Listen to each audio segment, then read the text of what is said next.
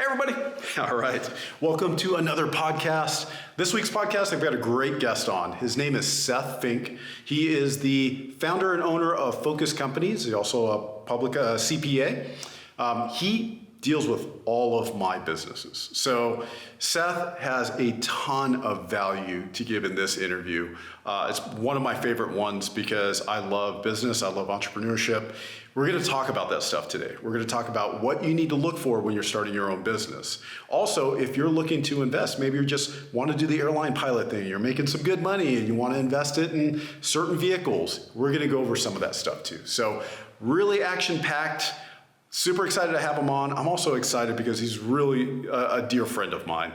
He's been helping me out for years on my businesses. So great person, great resource. I hope you guys enjoy the podcast. Here we go.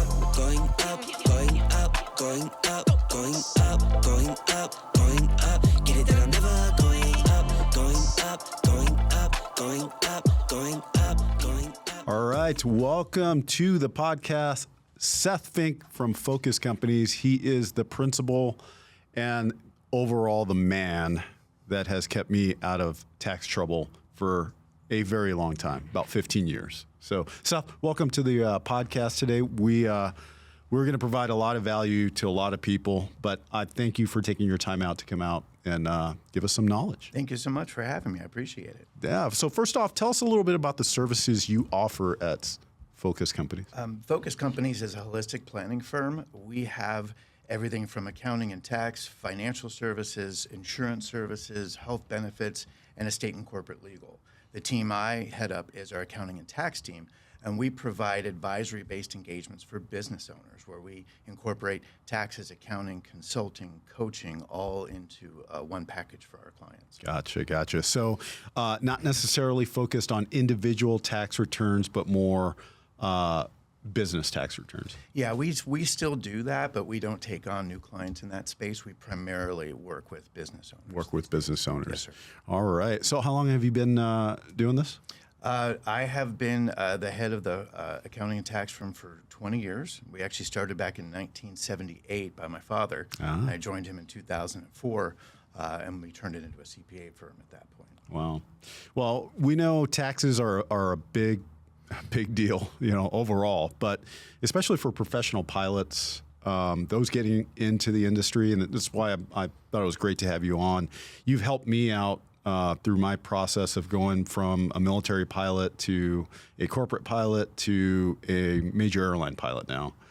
And I wanted to have you on to basically talk about what are some of the things that we should be thinking about if I were to place myself back when I'm starting this journey. What are some of the things that gals starting out can think of from a tax perspective as they start going through this journey? Yeah, I mean, the hard part is these days, since 2018 in the Tax Cut and Jobs Act, you can't take unreimbursed job expenses anymore as a tax deduction. So people who are younger in the business and they're W-2 employees don't have the opportunity to take taxation write-offs. That's unless they're in the military. So military pilots and actually any military personnel get the opportunity to still take those unreimbursed expenses, but that's the exception. So I did not know that. Just the military. Yeah, so active duty military of any type actually get their unreimbursed expenses that they can take as a deduction against their income. But for anybody that's a commercial W-2 or any other industry, you don't have that opportunity. Zero opportunities now. There's zero now. Okay. So really the only opportunities for tax savings, and I go through it right now, is owning a business. Correct. On that. Okay. Gotcha. What about for flight training? For flight training for to be a commercial pilot. To be a commercial pilot. Yeah, unfortunately, if you're in a bona fide school program and paying tuition, like a collegiate, right. Okay. Right. You might be able to qualify for taxation credits based on your income for education. Yeah, there's a lot of different, rules for that, but that would be your only opportunity. So just private flying time, unfortunately, those expenses would not be deductible without having a business to do it with. So I always equate becoming a professional pilot similar to becoming a medical professional, a doctor. Tons of schooling, lots of cost. Do doctors get to deduct any of that kind of training too? It's the same situation if they have a business. So again, there's nowhere to deduct those expenses unless you're in a bona fide business and No owning kidding. that. Yeah. I did not know that. Okay. Because that's a big expense. So if you're going through flight school, getting $100,000, training note or paying $100,000 to go through college and get your flight training at the same time, is there anything you could be doing to kind of offset taxes? I guess at that point you're not making a whole lot of money, so it really doesn't matter. Right. But what about once you start making, you're getting in the regional airlines that are paying a lot more nowadays, not the $16,000 a year that they used to. Some of these young ones are making $100,000 a year at a regional. Wow. Is there what should they be thinking about? From a purely taxation standpoint, they should be thinking about what they can get reimbursed by their employer, because that's really the only taxation benefit they're going to get until they strive for having their own aviation-related business. Okay, so we keep going back to the business aspect of it. Again, making the connection between physicians and pilots. Typically, physicians to a more extent, they don't have the time to start another business. So they start investing in, like real estate or something passive. Would that kind of be another strategy for professional pilots too? For sure. I mean, for anybody who is a high earner W-2 earner, they'd have the opportunity to do something like real estate or any other kind of quasi-passive business to be able to diversify their income stream, for sure. So diversify income stream, but able to take tax deductions on top of that? Yeah, so real estate's a special area. It's what they call a quasi-passive activity. So if your family income is over a certain threshold, you actually can't take those losses for real estate until such time as your income drops below that threshold, or if you sell that particular piece of real estate. Wow. Now that goes until such time as you have enough of a portfolio that you're actively managing to qualify as a real estate professional, which is 700 plus hours a year. 700 plus, Yeah, okay. managing. So if you do that, if you're a real estate professional, then you actually have the opportunity to take deductions and take losses regardless of your income. But for somebody doing this as a secondary business, if it's a physician or a commercial pilot, chances are you'll never meet that requirement. Really? So that's the holdback on real estate is it's great to have somebody else pay for your asset for the long term, but it's not going to provide any current tax deductions for that particular professional. That's where more of an active business would come into play, like aviation as an example, where you can get current tax deductions in your business against other income and actually be able to use that to manage your tax exposure. That other income being your W-2 wages. Correct. Wow, that's delicious. Yeah. We did talk about this kind of off screen, that, being an aviation professional, and then maybe you have a side business, side hustle, buying and selling airplanes, aircraft broker. And let's say you take in an airplane on inventory, you're able to deduct that airplane. And now, did it pass the bonus depreciation, or is It's in process. It's in process. Okay. So you would be able to take 100% of that off of your total earned income. Right. So if you buy an aircraft for business purposes that qualifies to depreciate it, you can take the bonus depreciation up front. For 2024 is intended to be 60%, but if this legislation passes and gets signed, it would go back to the 100%. The 100%. depreciation. I bet people are just salivating at that. How big of a deal is that?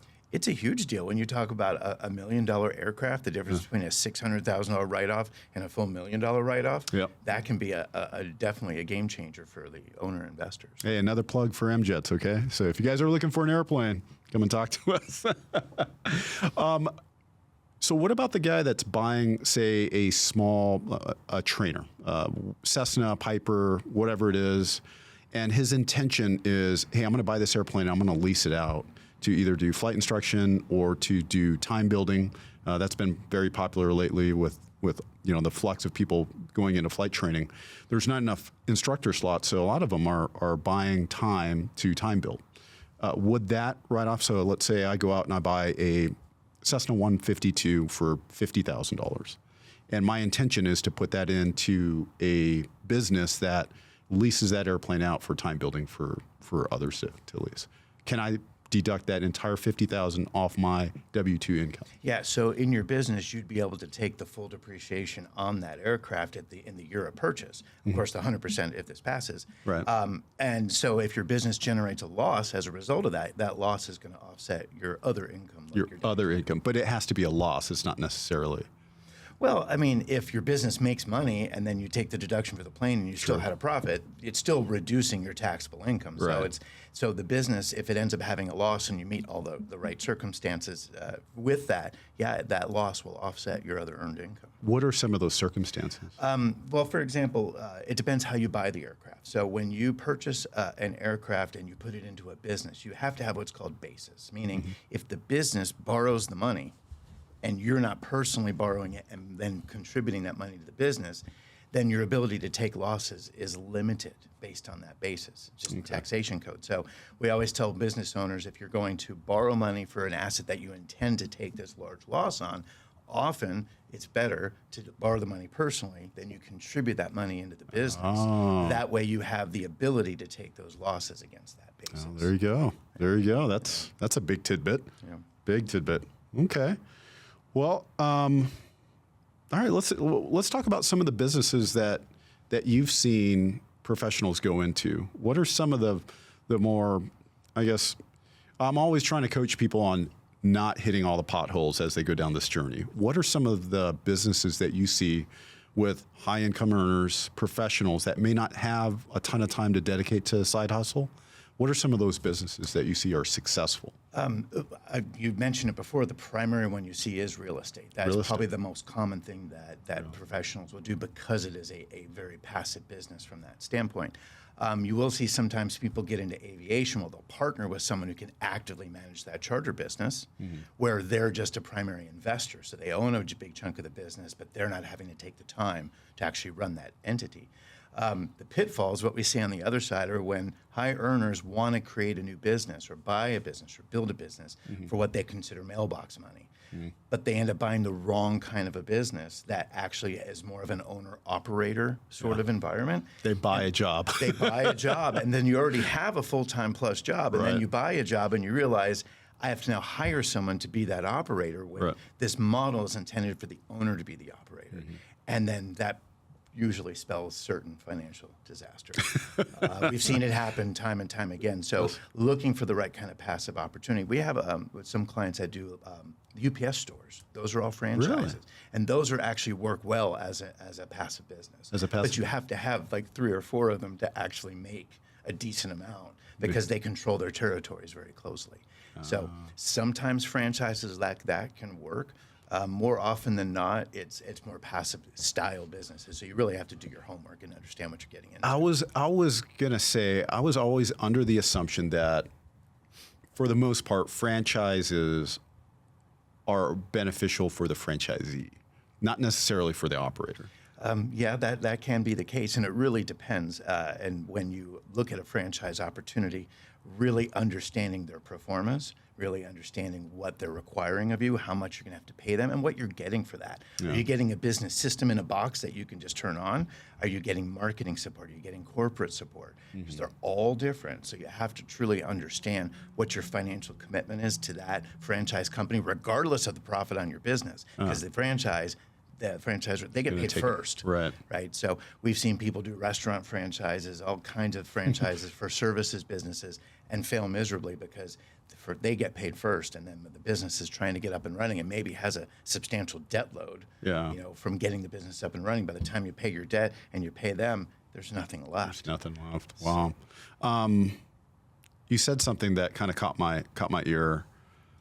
When franchising, you have all these things to look at, marketing, systems. What do you think the most important point of all those that you're looking at should be? From a franchise perspective, really understanding the potential profitability of that business versus what your financial obligations are going to be. Really reading that fine print. A lot of franchises, when you look at them, their pro formas for their financials are very pie in the sky.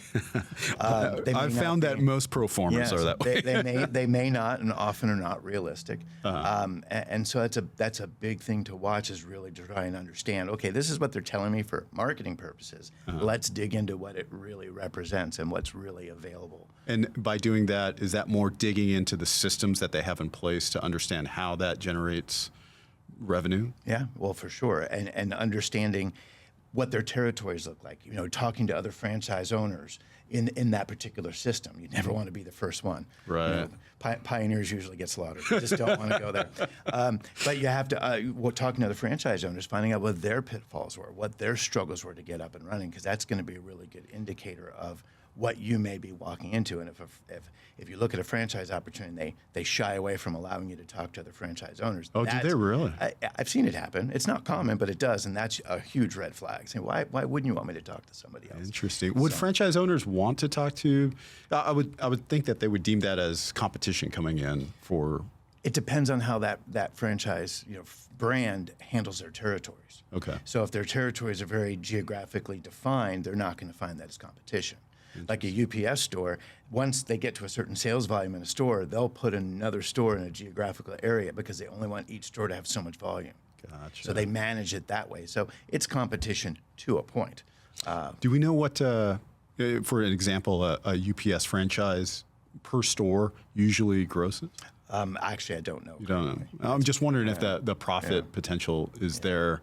Yeah. But again, the last thing you want to do as a professional in any industry is take on a side hustle that takes over takes your time, because you're trying to buy back your time. Right, and most of them do, and so it's a real commitment to say, what is possible, and what kind of time commitment is this going to do, or partnering with someone who has the opportunity to put more of their time into it versus yourself. So if you are a higher earner professional and doesn't have a lot of time, you're probably not going to be able to do something like that on your own. So having someone you can partner with to get that done, it would be incredibly beneficial.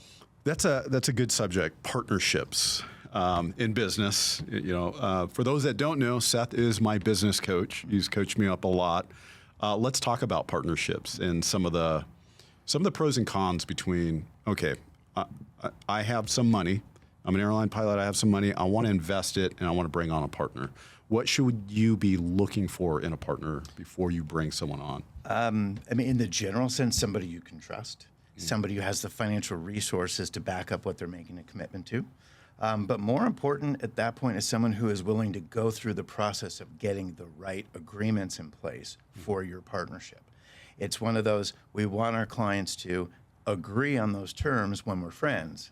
So if something happens and we're not, we have this contract we both agreed to. Yeah. And usually we would do that within an operating agreement for an entity, where we would spell out the agree to disagree or a buy-sell clause. So if we're not in agreement, this is how we can remedy that. And where at in the process do you start like operating agreements and stuff? So we've decided, hey, I want to go buy this business.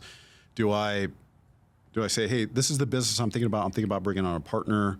Seth, hey, I want you to partner with me. Here's the business.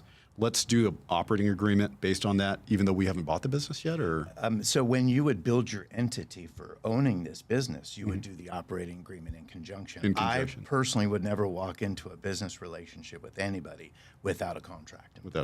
Just to ensure that, hey, I've represented myself in what I need and want and what I can bring to the table, and you do the exact same thing.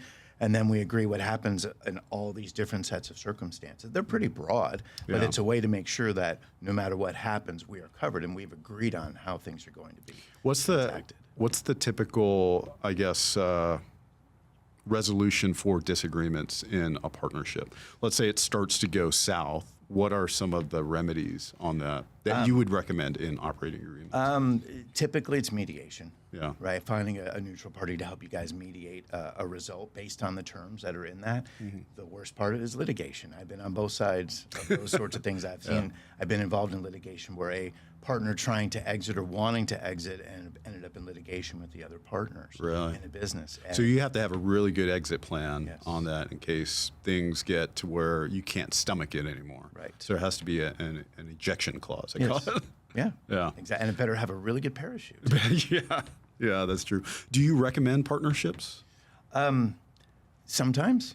I think it depends. I think there's certain types of businesses that it's really necessary. Like I was going to say industry specific, or and you know, aviation's a good example because of the cost, because of the price to entry. Sometimes it's easier to have a couple of partners to kind of spread that liability out. In businesses like real estate, if you're doing, you know, small, you know, residential stuff, you can probably do that on your own, but you want to get involved as a business and raise money with investors to actually expand your portfolio. Syndication, to a point. So I think when you're trying to build something bigger than yourself, having partners is important because you're leveraging lots of people's resources. Yeah. But it does create a more complicated situation when you're doing that, because each partner may have a different desire for how they want to get paid and how they want to be represented. It puts a more of a burden on whoever's running this business from the standpoint of, you make sure you have to have, you know, pristine financial statements to share with your partner. So that way any investors, anybody you're working with knows this is where we're at, this is what we've done. We've had professionals review. It's very transparent. Incredibly transparent. So partnerships can work. I've seen them work well and I've seen them fail. And they usually fail because somebody in that partnership takes a turn. I've seen it happen because of someone becoming an addict, someone becoming financially unstable. Anything could happen that you wouldn't foresee when you go into a partnership with somebody. Would you recommend partnering with friends? Most often not, from the standpoint that money changes relationships. Yeah. I've seen people who are best friends never speak again over business practices that just fall apart. Yeah. So, I mean, you have to have the kind of relationship with someone that can withstand that if it's going to be friends, but it's hard, and you have to make a commitment to work that much harder to maintain it. Is it worth it? What are you leveraging? And I always tell people when they're starting any kind of business, understand the worst that could happen, and are you okay with it? Yeah. I lose all my money. I'm in debt. I could have to file bankruptcy. I lose all the people I've surrounded myself by to get this done. Right. That's the worst that can happen. Am I okay with all that? Yeah. If I'm not, I have to decide, can I really stomach this opportunity? Does it sit well with me? If that could actually be one spectrum of the realm of possibilities. Yeah. What about hiring? This is a good topic because, you know, you love your friends, right? Like, you're a dear friend to me. I love you to death. I want to bring you in on some of these deals, or I want to bring you in as an employee. That's a great example. You're starting a business and you have friends that may be talented in certain areas. Would you recommend bringing them in as an employee? It depends. I mean, it's the best tax professional's answer for everything. It depends. Yeah. Especially bringing on friends, if they have your work ethic, you're probably going to be okay. But you get to learn a lot more about people working with them every day versus just hanging out and having a cocktail or socializing. So if you don't see what it is you're expecting, imagine that conversation when you have to go to your best friend Bob and say, Bob, guess what? You know, you're really not performing at the level I anticipated. We need you to step it up. And he's like, what do you mean? I'm doing everything I possibly could. And just imagine how that could have a devastating impact on a relationship. Yeah. I actually went through that, you know, being hired at a company who one of my best friends was running, and that relationship it changed because now this is, you know, the founder, the boss, and I'm one of his subordinates. But hey, man, we went to college together, and I know things, right? So I could see how that could be kind of sticky because you can't, there's times in business where you have to be an owner, you have to be an operator, and you have to, you know, manage your employees. And that's a difficult conversation at times when, you know, someone that you've been friends with for a long time is now maybe not, you know, pulling his weight, and you have to address that. Yeah. So I mean, like at our firm, we run in a very collaborative manner. There's 11 of us on our team, and we make group decisions about clients we bring on board, how we operate, what we do. Very little of it is just me saying from the top, this is what we're going to do. More often, it's either a subset of the team or the entire team. Even our hiring decisions are based on a team approach.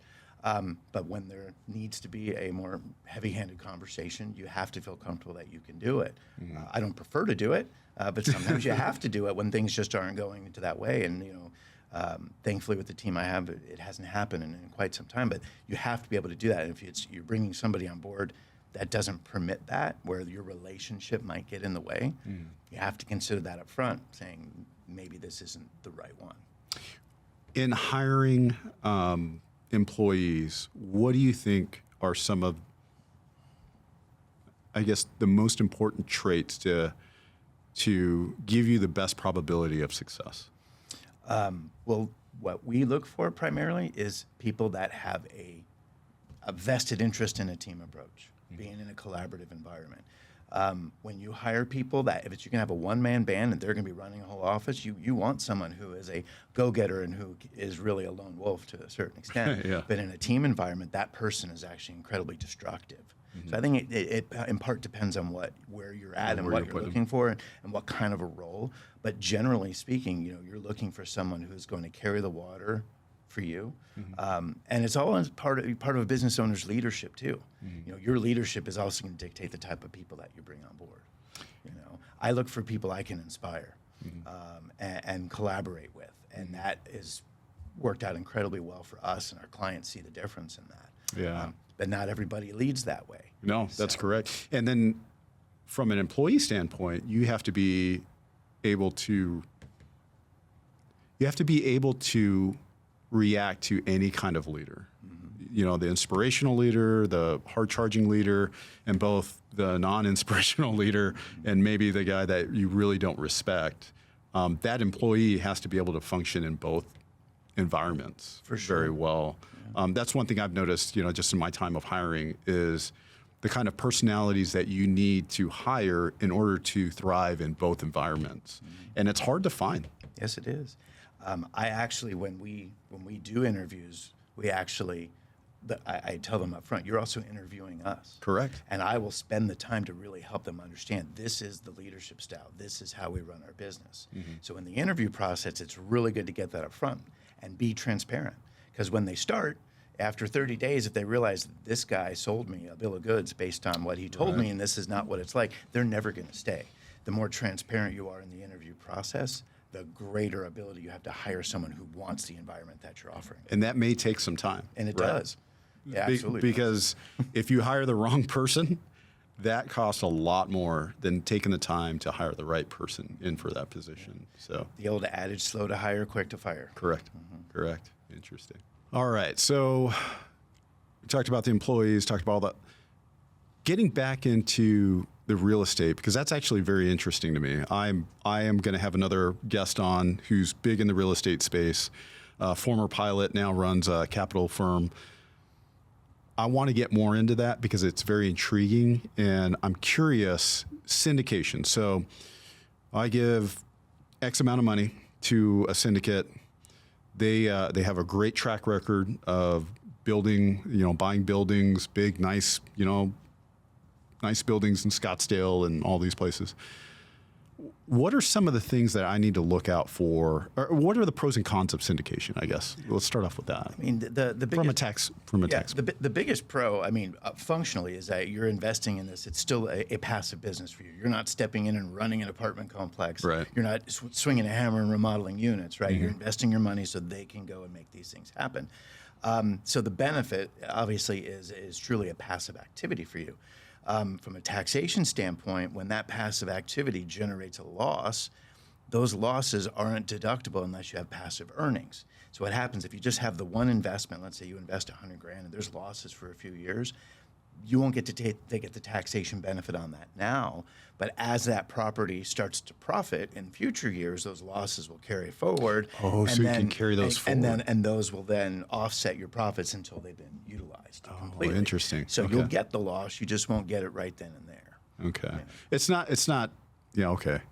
I did not know it was carry forward on that. Okay. So especially these syndicates where they buy an apartment complex or a commercial property and they're spending money renovating and doing a lot. And that year they purchase it, there's accelerated depreciation available in certain circumstances, and there's going to be the expenses for rehabilitation. So, and then there are going to be vacancies while they're doing it. So that first year, you're not going to expect to see a profit, maybe even 2 years, just depending on the nature nature of the project. And so, so those losses are going to be there. They're just going to add up for you and be available. And eventually take them. What are some of the things that you need to look for? Say, Mr. Airline Pilot, I want to invest this money in the syndicate. What are, and I'm, they're everywhere, right? Like it seems to be the thing du jour now. What are some of the things that you should look at from, an accounting perspective on when you're evaluating these syndications? I mean, you need to understand the assets that are purchased, that are owned by that syndicate. You want to see if it's one that's already been in existence for a few years, because when they get a new property, they start a new partnership for that particular one. So each one has its own legal entity. Right. You want to understand the financials, understand what you're actually purchasing. So if it's something on the ground up, it's a little bit more of a Hail Mary. If it's something that's been in existence for a few years, you're just looking to invest into it, it's going to have a track record so you can see.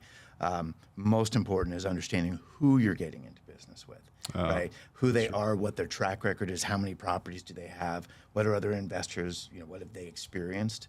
So that way, I mean, there's no indication that a current property they bought is going to have the same result as a prior one. No, that's true. In any situation like that. But you're looking at what's the business performance record for this management company. Right. And that way you're judging your decision to invest in part based on that.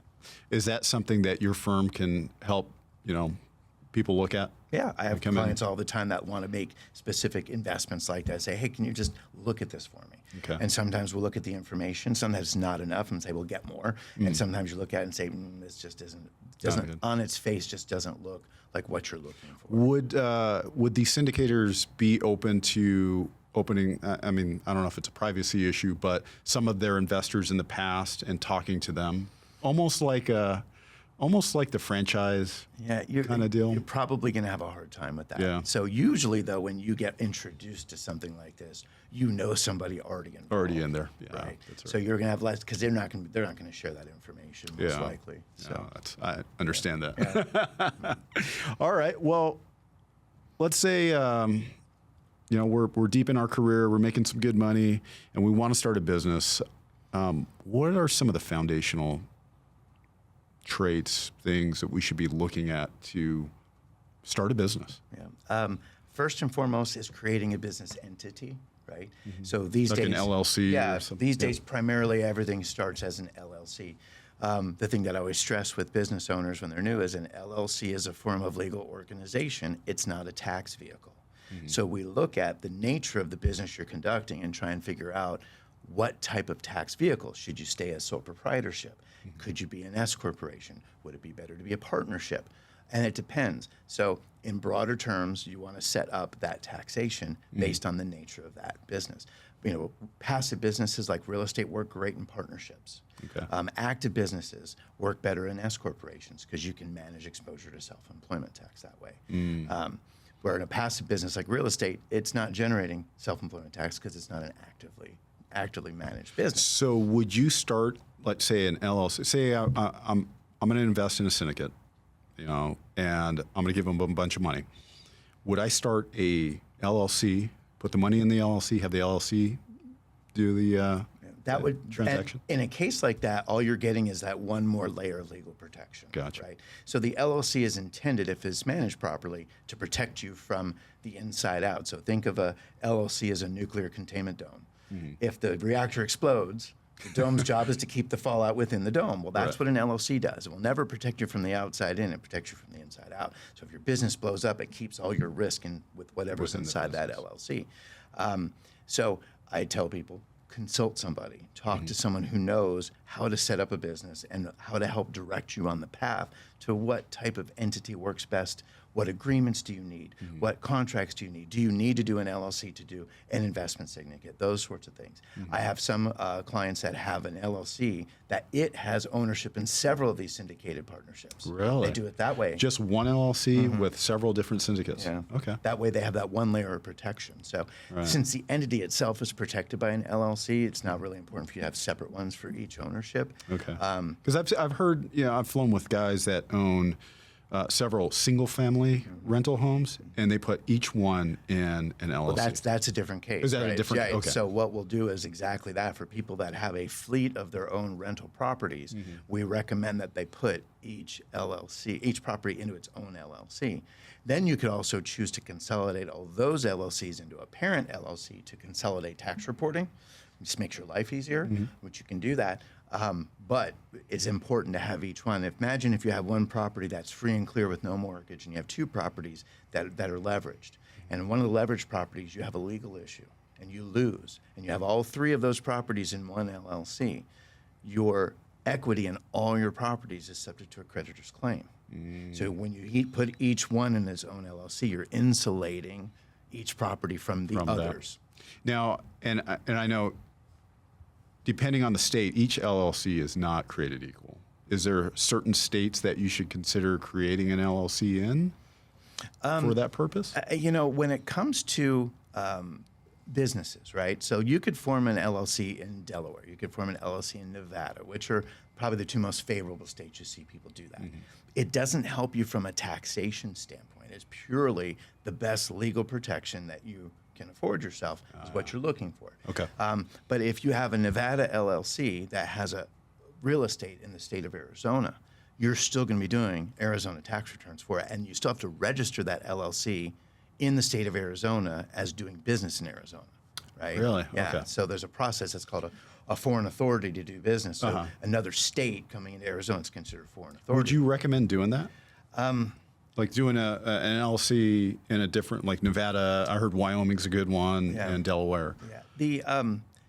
I think it becomes the perception of the business owner saying what legal protection they think they need for themselves. In a lower risk sort of business, there's no reason to go through all that. Really? The benefits of something like Nevada or even Delaware, there's a degree of anonymity that you can have when you set these entities up. Gotcha. But when you go and register it in Arizona for an authority to do business, you have to disclose all the members.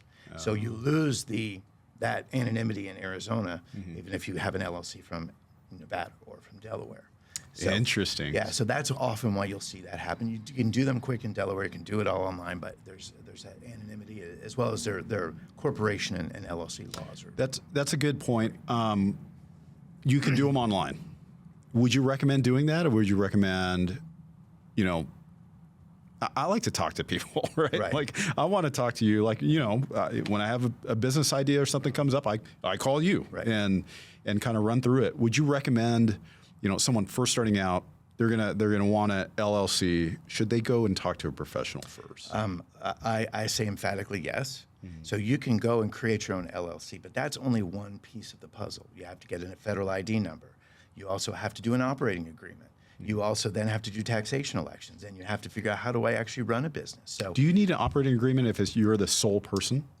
It is advisable to have one. Not required, but it is advised. So in the state of Arizona, for example, I can't speak to other states. In the state of Arizona, there are state statutes that are on the books. So if you don't have an operating agreement, you default to the state statutes. Well, in the past, they weren't so bad.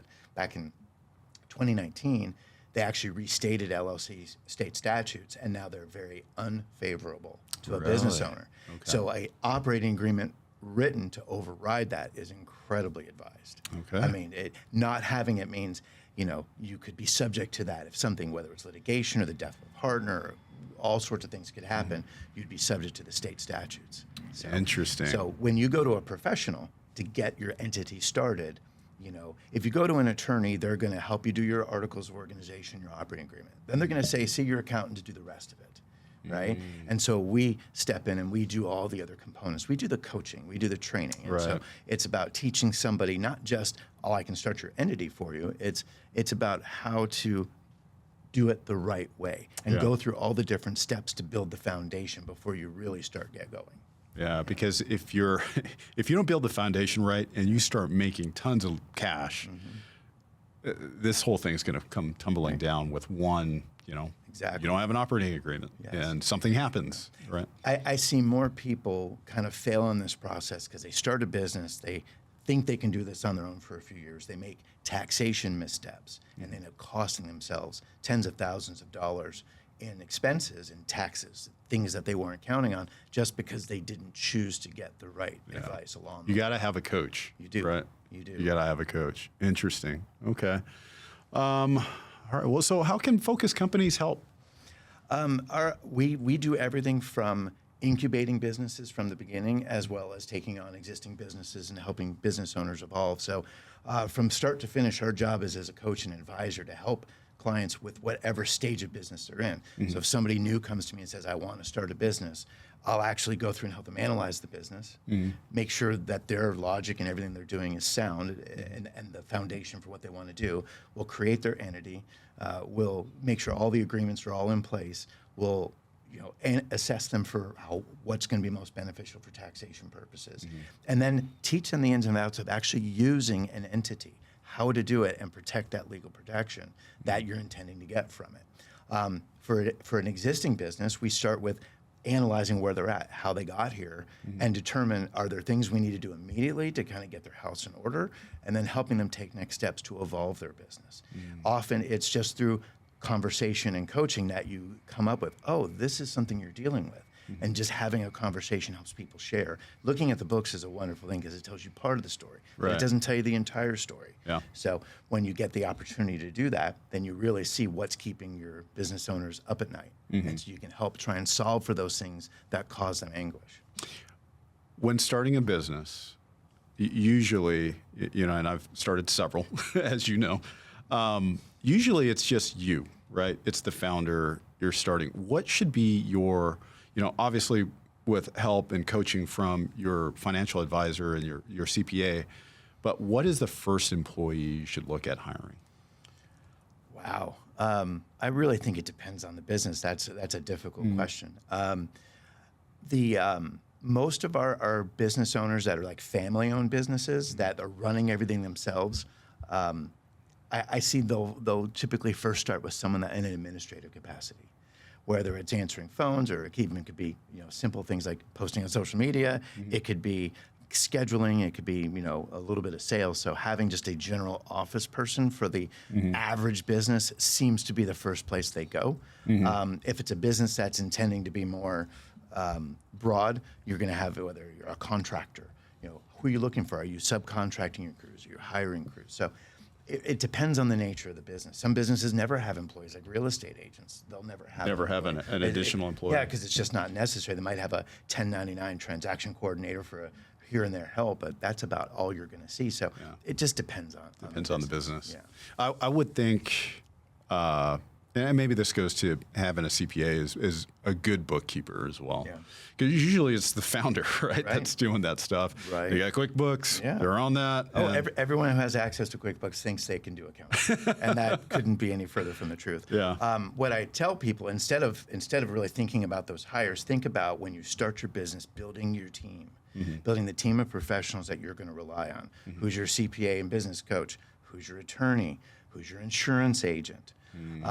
Who is going to help you with your health benefits and all those sorts of things. When you're ready to start a retirement plan, who's your financial guy for doing that? So understanding who the players are that are going to help you start your business the right way. Yeah. When I usually get if I knew then what I know now, that's the most common thing is I wish I would have built my team and identified the people who are going to help me Earlier on. Yeah, have like a playbook of, Yeah. People tend to undervalue accounting and tax as part of their business Until it's advisor. tax time. Until it's tax time.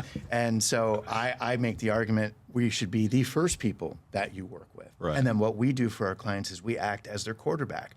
We say, oh, this is what's going on. Let's get you with an estate attorney to get all that in order. Or let's get you with a financial advisor to get your retirement plan set up. Well, we'll help them diagnose what's going on and what do you need and help them connect with the people to get those things accomplished. Because we have, vetted, contacts in every area you could possibly imagine. And so we want to be that resource. So being that trusted advisor for your client, you're helping them navigate all those things that they don't have experience in so they can bypass doing all the wrong things and losing money, losing time. hitting all the potholes. Right. So you touched on one thing that caught my ear again. It was social media. Obviously, I'm in social media, YouTube, all this stuff. And a lot of aviators are starting to get into that, whether they're first starting out in flight training or now they're, in the regionals or off at corporate major airlines. Instagram tells me all the time, all these pilots, You're right. Yes. So thanks. It's all because of you. Yeah. Okay. Well, so from the business aspect of that, it's great for pushing businesses and all that. But some of these YouTubers are making a good amount of money on YouTube. Even some of these pilots that are out there, not necessarily professional pilots, but they're making a good living on YouTube as their business. Mm-hmm. Can you talk to kind of some of the advantages of that? And well, if you get to that point where you're doing in social media and you're generating revenue from advertising revenue or subscription revenue, you have a bona fide business. So then your expenses that you're incurring to create that content are all tax deductible against that income that you're earning. To include, let's say I go out and I rent a Bonanza to go fly to Sedona, and I'm doing a YouTube video on that. And we go to land, we do the production, and all that. That renting of the airplane is deductible? If it's for purposes of creating content, which is for your business, then yes. Ooh. Wow. Yes. Okay. So you have to be able to kind of follow that trail and say, if I generate content that I'm posting up that I'm going to make money on, and I need to rent this airplane to generate that content, then absolutely. Would that go in the case of buying an airplane, purchasing an airplane? Purchasing an airplane solely for doing online content would be tough. It would be a stretch. It would be a stretch because you have to be able to show that bona fide purpose for tax reporting purposes, right? It could be a stretch. I think if you were a multi-million-dollar earner and you're posting content on a daily basis, there might be some arguments you can make because this is new territory. You have to look at case law. Has anybody done this? Has the IRS challenged it? What did it look like? Because I've honestly never investigated that. So you'd have to go do your due diligence and see, is there a reasonable position to take in that particular case? Yeah. Obviously, buying an aircraft to charter it, whether you're doing a dry lease and letting people do what they want to do and you getting paid per hour, that's 100%. 100%. For business purposes. But Right. for something that's solely for, social media, we'd have to look and see. I don't know. We'd have to look and see if that actually had any precedent to it, but it would be a tougher sell. Gotcha. For sure. Gotcha. Yeah, because social media is starting to become a really big thing, and I think it's huge for businesses too, to drive in more eyeballs to your business. But just solely for making content and that being a business, that's I see that starting to really take off, and businesses looking to those content creators to advertise for their business. So. That could be a viable business to have an aviation aspect in it as well. Absolutely. It certainly could. Certain businesses don't really drive based on content. Like for us, I'm not getting leads from Instagram and Facebook and LinkedIn, generally speaking, but we have to drive some content because that's how Google looks at it. Right. So for some of us out there, it's solely for the purpose of your Google rankings and everything else because SEO is yesterday, right? It's still an aspect, but it's not. I mean, that's not how they build it. So, Right. And then there's other businesses that everything is driven by their content. Whether you're a services-based business, always looking to refresh your customer base, then Instagram and things like that are huge in driving business. But maybe even as and we've talked about it as a side hustle. You have, whether you're a pilot or not, or you're doing something else, and you start a podcast or you start a YouTube channel reviewing product. That's a side business. Yes. That's a business, and with the available advantages of deducting a lot of tax stuff off there. That's correct. Off the earned income of that. Right. Of that business. Exactly. Interesting. Well, man, it has been really, I hope you guys are finding a lot of value on this because I pay a lot of money to this man to get this knowledge and we're giving it to you guys for free, but we're also saying, make sure you're with a good professional. If people want to search you out, Seth, how can they find your company? You can find us on the web at PhocusCompanies.com. That's PHOCUS companies.com.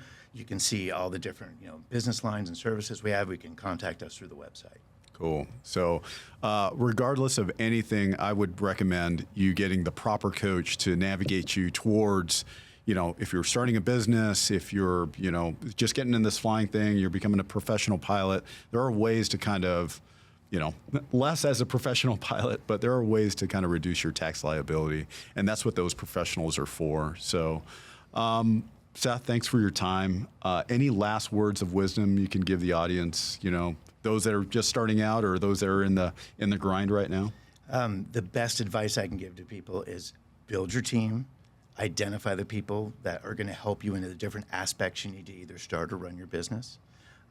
Do the proper vetting, making sure you're working with someone that meets your needs or can exceed your expectations in what they provide. Because not everybody who does accounting and taxes and financial and legal, they're not all the same. Mm-hmm. And so you want to really be an educated consumer, understand what you're getting, but find the right people to help you. Awesome. It's all about people. Yes, it is. Getting the right people. Seth, thanks, man. Thanks, I appreciate you coming on. And again, hope you guys found value out of this. If you're looking for a tax professional, I obviously cannot recommend this man enough. But the bottom line is you need to get somebody to help you out on that journey. So that's it for this podcast. Hope you guys enjoyed it. And we'll have another podcast here in the next week. Going up, going up, going up, going up.